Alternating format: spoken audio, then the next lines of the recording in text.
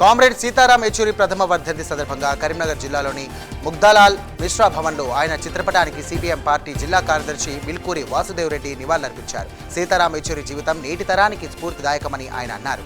సీతారాం యెచూరి స్ఫూర్తితో ప్రజా సమస్యల పరిష్కారం కోసం పోరాడతామని వాసుదేవరెడ్డి తెలియజేశారు. కామారెడ్డి జిల్లా బాన్స్వాడలోని ఇస్లాంపుర, గౌలిగూడ, కుమ్మరిగల్లి తదితర ప్రాంతాల్లో రోడ్డు, డ్రైనేజీ వ్యవస్థ సరిగ్గా లేకపోవడంతో ప్రజలు తీవ్ర ఇబ్బందులు పడుతున్నారు. పలుమార్లు అధికారులకు ఫిర్యాదు చేసినా పట్టించుకోవడం లేదని ఆవేదన వ్యక్తం చేశారు. దీంతో ప్రజా సమస్యలపై మున్సిపల్ కమిషనర్కు బీఆర్ఎస్ నాయకులు వినతి పత్రాన్ని అందజేశారు. మేడ్చల్ జిల్లాలో కురుస్తున్న భారీ వర్షాల వల్ల చెరువులు అలుగులు పరుగుతున్నాయి. దీంతో కట్టమైసమ్మ ఆలయ కమిటీ ఆధ్వర్యంలో గంగమ్మకు ప్రత్యేక పూజలు నిర్వహించారు. ముందుగా గ్రామం నుండి ఊరేగింపుగా వెళ్లి కట్టమైసమ్మ అమ్మవారికి ప్రత్యేక పూజలు నిర్వహించారు. అనంతరం గంగమ్మకు పూజలు చేశారు. లోక కళ్యాణార్థం శ్రీశైలంలో వైభవంగా స్వామి అమ్మవార్లకు ఉయ్యాల సేవను నిర్వహించారు. ఉయ్యాల సేవ సందర్భంగా స్వామి అమ్మవార్లకు విశేషంగా పుష్పాలంకరణ, పుష్పార్చన చేశారు. ప్రతి శుక్రవారం, పౌర్ణమి, మూలా నక్షత్రం రోజుల్లో స్వామి అమ్మవార్లకు ఆలయ ప్రధాన అర్చకులు ఉయ్యాల సేవ జరిపిస్తారు. శ్రీకాకుళం జిల్లా ఇచ్చాపురంలో పలు అభివృద్ధి పనులకు టీడీపీ ఎమ్మెల్యే బెందాలం అశోక్ ప్రారంభించారు. గ్రామాల్లో మౌలిక వసతులు కల్పించేందుకు రాష్ట్ర ప్రభుత్వం నిధులు విడుదల చేసిందని ఆయన తెలియజేశారు. జిల్లాలోని గ్రామీణ ప్రాంతాలను అభివృద్ధి చేసేందుకు కృషి చేస్తారని ఆయన తెలిపారు.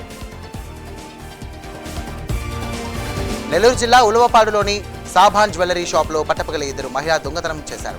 బంగారం కొంటున్నట్లుగా నటిస్తూ బంగారు కమ్మలను దొంగలించారు. షాప్ యజమాని ఫిర్యాదు మేరకు రంగంలోకి దిగిన పోలీసులు సీసీ కెమెరాల ద్వారా దొంగలను అదుపులోకి తీసుకున్నారు. మెదక్ జిల్లా శభాష్పల్లిలో దారుణం చోటు చేసుకుంది. అక్రమ సంబంధానికి అడ్డు వస్తుందని 2 సంవత్సరాలైనటువంటి కూతురిని ప్రియుడు ఫయాజ్తో కలిసి తల్లి మమత చంపి పూడ్చిపెట్టింది. మే 27న తన కూతురు తనుశ్రీ భార్య కనిపించడం లేదంటూ మమత భర్త పోలీస్ స్టేషన్లో ఫిర్యాదు చేయగా పోలీసులు దర్యాప్తు ప్రారంభించారు. మమతను ఆమె ప్రియుడు ఫయాజ్ను గుంటూరులో పట్టుకుని విచారించగా తాను శ్రీనుని చంపేసినట్లుగా ఒప్పుకున్నారు. ప్రియుడితో కలిసి 2 ఏళ్ల కూతురును చంపి గ్రామ శివార్లో వాగు దగ్గర పూడ్చిపెట్టామని మమత పోలీసులకు చెప్పింది. ఘటనా స్థలానికి ఇరువురిని తీసుకెళ్లిన పోలీసులు ఈరోజు చిన్నారి మృతదేహాన్ని బయటకు తీశారు. తూర్పుగోదావరి జిల్లా రాజమండ్రి రూరల్ వెంకటనగరం గ్రామ పంచాయతీలో నిధులు దుర్వినియోగం చేసినటువంటి రాణి విధుల నుండి సస్పెండ్ అయ్యారు. ఈ మేరకు జిల్లా కలెక్టర్ ప్రశాంతి ఉత్తర్వులు జారీ చేసింది. వెంకటనగరం గ్రామ పంచాయతీ నిధుల్లో 34,56,000 రూపాయలు దుర్వినియోగం జరిగినట్లుగా అధికారులు విచారణను నిర్ధారించారు. తూర్పుగోదావరి జిల్లా కలెక్టర్గా ఐఏఎస్ కీర్తి చేకూరి ఇవాళ బాధ్యతలు చేపట్టనున్నారు. ప్రస్తుతం ఏపీ ట్రాన్స్లో జాయింట్ డైరెక్టర్గా పనిచేస్తున్న కీర్తి చేకూరి తొలిసారిగా చిత్తూరు జిల్లాలో అసిస్టెంట్ కలెక్టర్, మదనపల్లిలో సబ్ కలెక్టర్, ఉమ్మడి తూర్పుగోదావరి జిల్లాలో జాయింట్ కలెక్టర్గా గుంటూరు నగర మున్సిపల్ కమిషనర్గా పనిచేశారు. కామారెడ్డి జిల్లా బాన్స్వాడ ప్రభుత్వ ఏరియా ఆసుపత్రిలో దంత వైద్యుడి నిర్లక్ష్యం బయటపడింది. దవడ పన్ను నొప్పితో రజాక్ అనే వ్యక్తి ఆసుపత్రికి వచ్చాడు. అయితే నొప్పి ఉన్న దవడ పన్నుకు బదులు మరో దవడ పన్నును వైద్యుడు దేవీసింగ్ తీసేశారు. దీంతో బాధితులు కుటుంబ సభ్యులతో కలిసి సూపరింటెండెంట్ విజయ్ లక్ష్మికి వైద్యుడిపై ఫిర్యాదు చేశారు.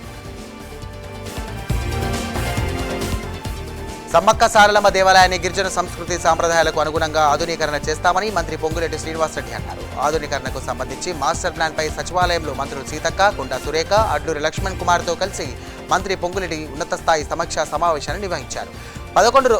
100 రోజుల్లో ఆధునీకరణ పనులు పూర్తయ్యేలా కార్యాచరణ రూపొందించాలని అధికారులకు ఆయన సూచించారు.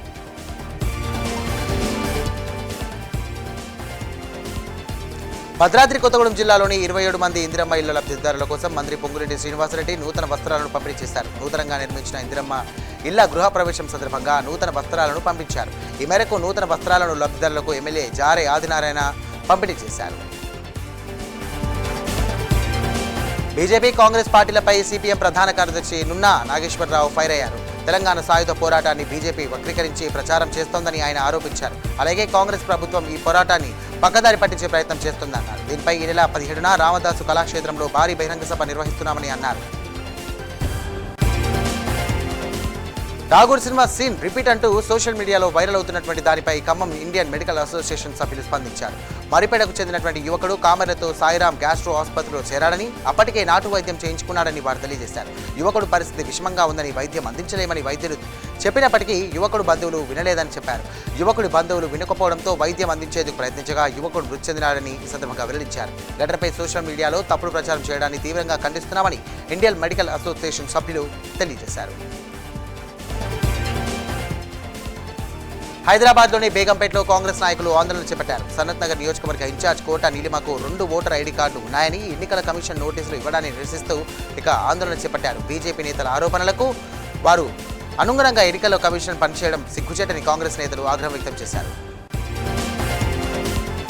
అధికారులు ఉద్యోగులకు ఇచ్చే ఎలక్ట్రిక్ వస్తువుల సామాగ్రి జాబితాను జీహెచ్ఎంసీ డిజిటలైజ్ చేయనుంది. ఇందుకోసం టీజీ ఆన్లైన్ సహకారంతో అసెస్టివ్ మేనేజ్మెంట్ సిస్టమ్ను కూడా కొత్తగా రూపకల్పన చేసి జీహెచ్ఎంసీ ఆవిష్కరించింది. ఈ విధానంలో వస్తువుల పర్యవేక్షణ నిర్వహణ మెరుగుపడనుంది. వస్తువులకు సంబంధించి ఇండెంట్ నుంచి ఆమోదం జారీ వరకు కూడా అంతా వెబ్సైట్లోనే ఉండేలా జాగ్రత్త తీసుకోవాలని నిర్ణయించింది. మంచిర్యాల జిల్లాలో అభినందన సభ నిర్వహించారు. ఈ సభలో తెలంగాణ రాష్ట్ర ఉపాధ్యక్షుడు వేరాబల్లి రఘునాథ్, ఎంపీ గోడం నగేష్, ఎమ్మెల్యేలు పాయల్ శంకర్, హరీష్ బాబు తదితరులు కూడా పాల్గొన్నారు. ఉమ్మడి ఆదిలాబాద్ జిల్లా బీజేపీకి కంచుకోటగా మారిందని వేరాబల్లి రఘునాథ్ అన్నారు. త్వరలో జరిగే స్థానిక సంస్థల ఎన్నికల్లో బీజేపీ సత్తా చాటం ఖాయమని ఆయన ధీమా వ్యక్తం చేశారు. సచివాలయంలో కమర్షియల్ ట్యాక్స్ అధికారులతో కలిసి డిప్యూటీ సీఎం బట్టి విక్రమార్క సమీక్షా సమావేశం నిర్వహించారు. నిర్దేశించిన లక్ష్యాలను అందుకునేందుకు కమర్షియల్ ట్యాక్స్ యంత్రాంగం యావత్తు కృషి చేయాలని ఆయన పిలుపునిచ్చారు. ఆదాయం కోల్పోతున్న ప్రాంతాలను గుర్తించాలని, క్షేత్రస్థాయిలో సిబ్బంది పనితీరు, వ్యాపార లావాదేవీలకు కేంద్రం కార్యాలయం నుండి కూడా ఎప్పటికప్పుడు పర్యవేక్షించాలని ఆదేశించారు. అనకాపల్లి జిల్లా విజయరామరాజుపేట వద్ద వరద ఉధృతికి కొట్టుకుపోయినటువంటి కాజ్వేను మాజీ మంత్రి గుడివాడ అమర్నాథ్ పరామర్శించారు. ఈ సందర్భంగా కొట్టుపోయిన నెల రోజుల్లో కావలసిన పునర్నిర్మాణం చేపట్టలేదన్నారు. ఇక విజయరామరాజుపేట కాజ్వే నిర్మాణంలో ప్రభుత్వం నిర్లక్ష్యం కనిపిస్తోందని గుడివాడ అమర్నాథ్ ధ్వజమెత్తారు.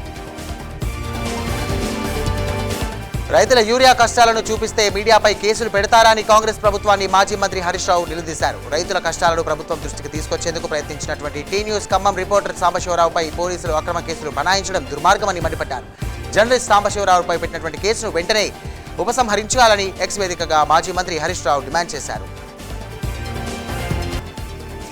పాతబస్తీ యాకుత్పురాలో మ్యాన్హోల్లో చిన్నారి పడిన ఘటనపై హైడ్రా సీరియస్గా పరిగణించింది. దీనిపై క్షుణ్ణంగా విచారణ జరిపిన హైడ్రా ఈ ఘటన DRF సూపర్వైజర్ల 2 మెట్ టీంల సిబ్బంది నిర్లక్ష్యం వల్ల జరిగిందని తెలియజేసింది. సూపర్వైజర్లకు డిమోషన్, మెట్ సిబ్బందిని తొలగించాలని ఆదేశించింది.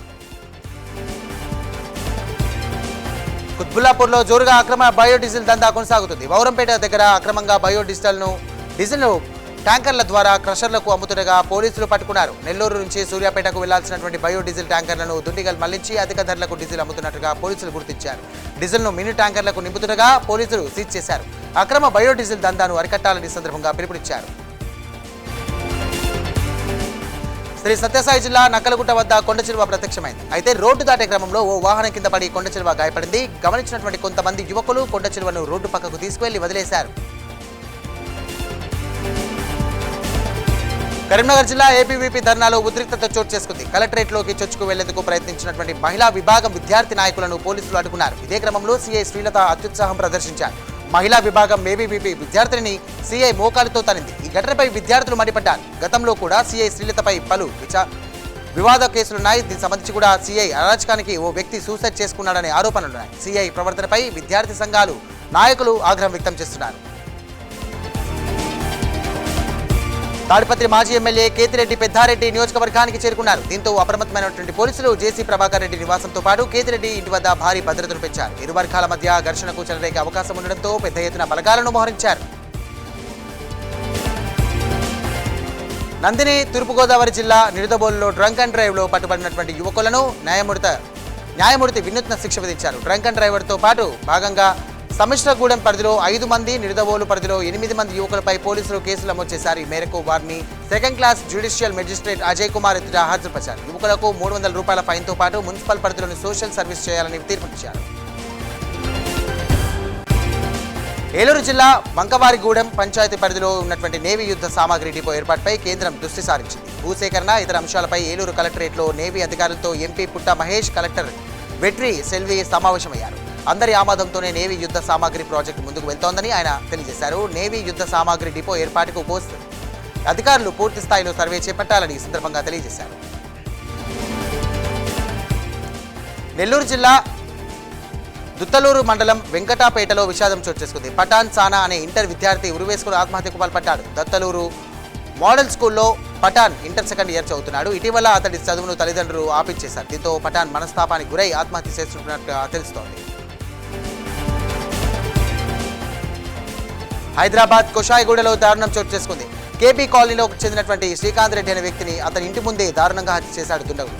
హత్య చేసి అక్కడి నుంచి పరారయ్యాడు. కేసు నమోదు చేసినటువంటి పోలీసులు దర్యాప్తు చేపట్టారు. శ్రీ సత్యసాయి జిల్లా తనకలులో రోడ్డు ప్రమాదం జరిగింది. మండిపల్లి 42వ జాతీయ రహదారిపై లారీని కారు ఢీకొట్టింది. ప్రమాదంలో ప్రతాప్ అనే వ్యక్తి అక్కడికక్కడే మృతి చెందగా ప్రసాద్ అనే వ్యక్తికి స్వల్ప గాయాలయ్యాయి. క్షతగాత్రుని పోలీసులు ప్రభుత్వ ఆసుపత్రికి తరలించారు.